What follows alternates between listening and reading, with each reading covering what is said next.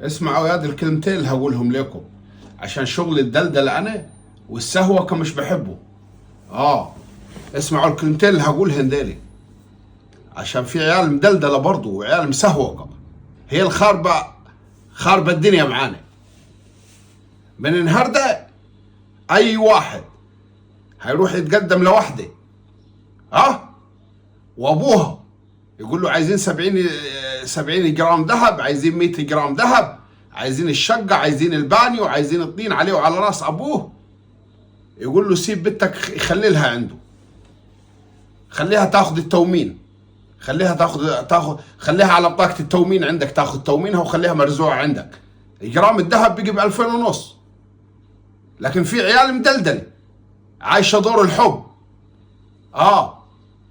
كله يبقى واحد، اي واحد ضلك يروح يتقدم لوحده فيش ذهب.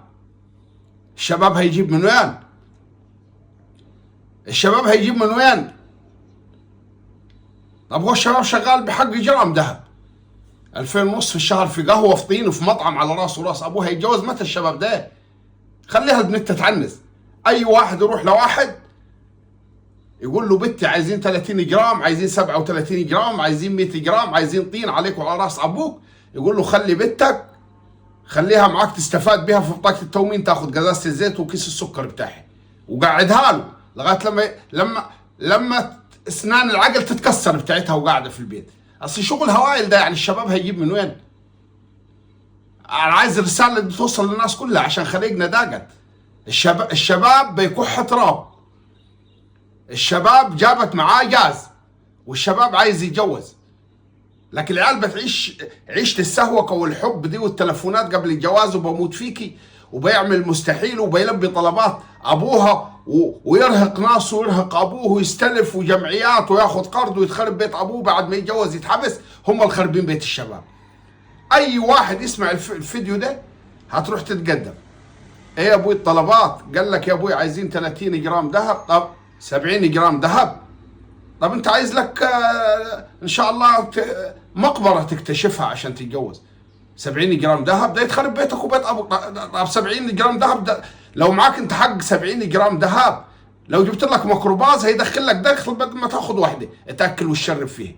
يعني برضه اولياء الامور انت كفايه الشاب هياخذ بنتك ياكلها لك يا اخي ويشربها لك ويشيل بله منك.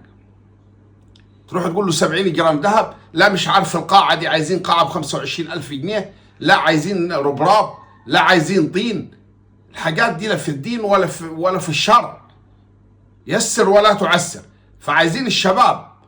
رحت اتقدمت لوحده قال لك عايزين 70 جرام ذهب، قول له يا ابوي لما هتجوز سلمى حايك انا الواحده زي وشها زي الربع جنيه المخروم، وبتقعد في الكوافير من الساعه 8. يعني عارف انت لو بتاخد لك مثلا واحده زي الاجانب ما بيحطوش مكياج ولا حاجه وتاخد واحده جمال طبيعي تقول ماشي. لكن انت بتاخد واحده يا اخي بيودوها الكوافير الساعه 8 الصبح، بيودوها الكوافير 8 الصبح يا اخي، يرجعوها لك 9 بالليل يقعدوا يسنفروا فيها. دي لو عربيه مغيره نص ولا عامله حادثه السمكري بيقعد فيها 3 ساعات وخلصها. دي بيقعدوا فيها من الساعه 8 لغايه 9 بالليل. يا اخوي عايزه 70 جرام ذهب ليه؟ ما الهوايل بتاعتنا. فعايزين نيسر ولا تعسر. ايه المفروض يتم؟ اللي عايز يستر بناته واللي عايز يستر الشباب يعمل ايه يا اخوانا؟ خلاص دبله ومحبس، دبله ومحبس. وبعد كده يا ابوي انت لك 70 جرام، يا ابوي انا راجل عايز اتجوز واستر بنتك. اكتبهم في القايمه عشان لو حصلت معاك مع بنتك تضمن حقك بيهم. اكتبهم جرامات في القايمه. لكن وين الشباب هيجيب 70 جرام ذهب؟ الشباب اللي بيكح تراب ده من فين هيجيب؟ الشباب من وين هيجيب 70 جرام ذهب؟ الشباب اللي بيحلق شعره بالعافيه. طب هو الشباب دلوقتي والله بيروح للحلاق اول ما يقول له كام يا اسطى يقول له 50 جنيه وشه بيسفر. والله يمكن بيجي له اسهال لما يقول له الحلاق عايز منك 50 جنيه. تقول لي 70 جرام ذهب؟ ليه امال يا اخي هيتجوز سلمى حايك؟ فيسر ولا تعسر في الزمن اللي احنا فيه ده. الشباب معاه اوضتين وصاله يلم نفسه وكفايه هيشيل بلا منك وياكل لك ويشرب لك في بيتك ويشيل الهم منك. فعشان خليقنا ضايقه وجانا الضغط من الهوايه اللي بنسمعها دي يا اخي. قال وفي ناس قال تطلب مهر وتطلب ذهب.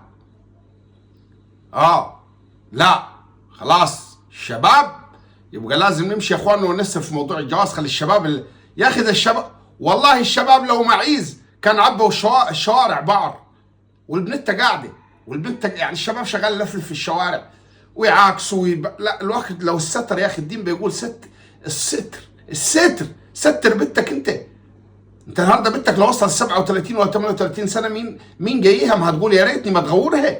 هي قاعده الليل نهار يعني تناكب فمها، غسلتي المواعين ما غسلتيش، عملتي طينتي وعلى راسك وراس ابوكي. وبعد كده برضه في حاجات عايزين ايه برضه، يعني موضوع برضه نخفف على اولياء الامور يا اخواننا، نخفف يا اخواننا. الناس اللي بتجيب 4 عربيات عفش دي ليه ام الصيني وليه ام المعالق و20 دسته و300 كوبايه و300 بطانيه قامت عليكم وعلى ابوكم الحرب. النهارده تجهز بنتك انت بنص مليون جنيه يا اخي.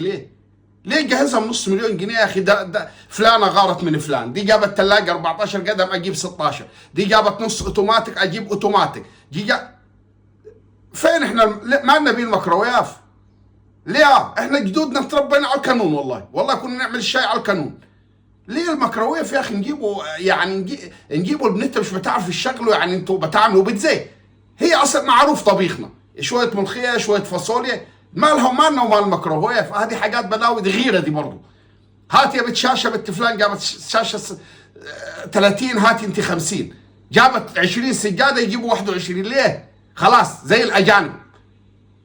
هي شويه اطباق وطقم حلل عشان تطبخ لجوزها وشويه معالق وشويه كوبايات شاي وبرادين شاي وخلصنا في الحديد. يا اخي ليه كل حاجه غليت وكل حاجه طينت؟ تخلي البنات دي تستر بدل البنات شغاله تلفلف في الشوارع دي زي المعيز. ما تلموا. فعايزين يا اخواننا خلاص دبله ومحبس ولم نفسك يا بابا وتوكل على الله. ايه ده؟ بلاوي علينا وعلى ابونا، جبتوا لنا الضغط يا اخي. قال 70 جرام، وين 70 جرام؟ وين 70 جرام اللي العيال سوالفها كرهاها، سوالفها بتاع الشعر العيال شوفوا شوش العيال صفرت في الشوارع قاعده تلفلف. ما تستروا يا اخي اللي معاه قريبته يلزها. لا لو ولد عمها تخلي كله يتجوز يا اخي وخلي الدنيا تبقى كده يعني يسر. جبتوا لنا الضغط وجبتوا لنا البلاوي. 18 عربيه عفش ليه موديها انت لبتاك؟ ليه 18 مساحه؟ ليه؟ هتمسحوا شوارع المحافظه كلها، هتكنسوها بالمكانس دي. جاكم غلب ياخدكم. هو حد يا اخي مريح نفسه غير الاجانب يا اخي؟ والله ما حد مريح غير نفسه غير الاجانب يا اخي. ده انا في مره واحد اجنبي شاف عفش عروسه قال لك والله دي تفرش 4 مطاعم في المانيا العفش ده. ليه ده انا شفت عروسه يا اخي حاطه الحلل تحت السرير ما لقيلهاش مكان في الشقه. ليه؟ لا يخرب بيوتكم ما جبتوا لنا الضغط. ما ليه؟ ما تسيبوا يا اخي يسر ولا تعسر يا اخي. 70 جرام دهب يا اختي بوشك زي جنيه ربع جنيه المخروم. جاكي قبر ياخدك ابوك هتلبسي 70 جرام دهب انت هيجيبوا وين هيجيبوا لك الشباب 70 جرام؟ ليه؟ بس هيني قلت دبله ومحبس واللي معاه بيت الازهر يا اختي.